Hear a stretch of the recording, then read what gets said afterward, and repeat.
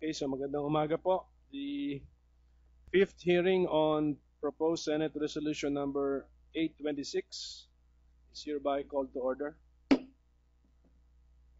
May I ask the committee secretary to administer the oath to our new resource persons and or witnesses because I have noticed some new faces. Attorney Kimbo. May I request those who are here for the first time to please stand. Kindly, because you're here for the first time, kindly say to the mic your name so that we can make nameplates for you.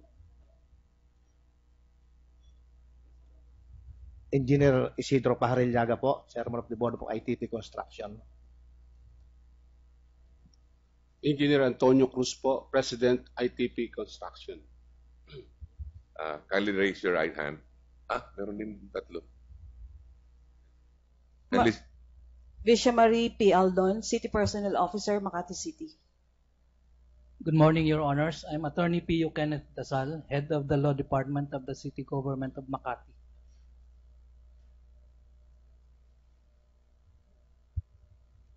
Good morning, Ryan Barcelo, OIC Makati Social Welfare Department. Good morning, Your Honor. Representing the City Engineer, Engineer Elmer Acuesta. kindly raise your right hand. Good morning, Your Honor. Sorry. I'm Lisa Barsales, National Statistician of the Philippine Statistics Authority, formerly the National Statistics Office. Kindly raise your right hand. Do you swear or affirm to tell the truth, the whole truth, and nothing but the truth in this proceeding? Kindly nod your head. Say yes. Okay, thank you. You may take your seats. Thank you. And the same reminder to all of our returning witnesses and resource persons, you are testifying under the same oath. So at this point, let me recognize our Majority Leader, Senator Cayetano. Thank you, Mr. President. Mr. Chairman, let me start with reading Proverbs 11:9. With the mouth of the godless, man would destroy his neighbor, but by knowledge the righteous are delivered. Let me state for the record that we are not here to destroy political foes or allies alike, but we are here to achieve the knowledge so that people will live in righteousness and government will be looked up to. Sa sobrang, Mr. Chairman, sa sobrang kalbaryo at sobrang pahirap ng ating mga kababayan, maging sa pagsasaka, maging sa MRT, sa traffic, konting barya na lang po ang itapon sa tao, parang gusto pa ng mga politiko masaya sila. So we're here to discover if government, may it be the local government or the national government, is actually delivering 100% value for every centavo they pay in taxes, Mr. President. Before I start, Mr. President, to follow up where we left off in the last hearing, may I ask from the Secretariat whether the Hillmarks Corporation officers are here together with the Board of Directors? I see Attorney Pig, but why is he not here? Sir, can you come forward and can you, with your permission, Mr. Chairman, may I just ask them for the record kung sino po ang representatives nila nandito But the today? Hillmarks people are here. Bakit di pinaupo yan, Rudy? Okay. May we call on the Hillmarks officers?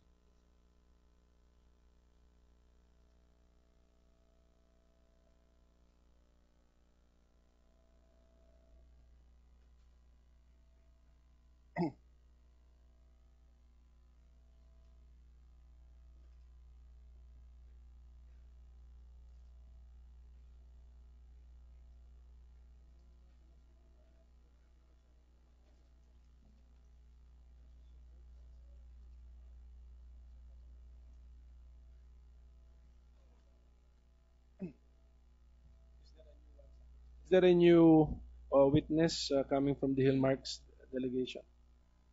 Mr. Canlas? Mr. Canlas is here for the first time. Can we administer the oath? Could you stand those who are here for the first time? Before we administer the oath, could you please state your name for the record? Efrain Canlas. Use the mic, please, sir. Efren Canlas po. Sir, can you state your position after you take the oath? Do you swear or affirm to tell the truth, the whole truth, and nothing but the truth in this proceeding? Thank you. Thank you, Mr. Canlas. Senator Cayetano is recognized. Sir, can you tell us, Mr. Canlas, your position in the company, and is the rest of the board of directors of Hillmarks here with us today? I'm Efren Canlas, the chairman of the board of Hillmarks. Pasensya na po kayo, Your Honor, yung pong mga member of the board ko, halos pamilya ko po. Yung pong misis ko, medyo tumaas po ang presyon. Yung pong panganay kong anak, talaga pong meron pong acute tinnitus at 8 months na pong disengaged. Yung pong anak kong babae, kasama po niya yung mama niya ngayon. Okay. Pasensya na po kayo, hiningi ko po sila ng We will take pangmanen. reasonable excuses, and of course, we will take care of their health, and I'm Opo. sorry to hear that. But how many board members do you have, sir? 5 po. Your 5. Honor. So that's 2 out of 5. Hindi, And then, bali, opo. pangatlo ho kayo as chairman? Chairman As plus 5 or 4 plus chairman po? Chairman plus 4, plus 5 po. Okay, so you have excused, sir, sorry, sir, can you, for the record, you have excused Maria Trinicitas Canlas and Opo. Miss Cristina Elise Canlas, correct? Opo. How about Mr. Edward Ferdinand Canlas and Mr. Juan Paulo Canlas? Yung pong si Edward Canlas po, may disengaged na po siya ng 8 months dahil po sa acute tinnitus. Okay. Mr. Juan Paulo Canlas? Hindi na po siya sumama. Ano na po niya sa akin, total po anak ko.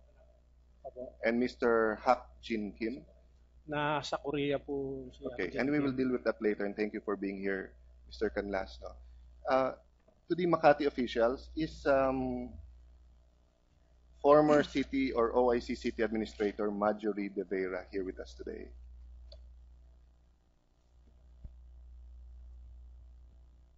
Is Marge here with us? Yes, Marge Your De Honor. Vera. Can she please join Marge, us? please join us.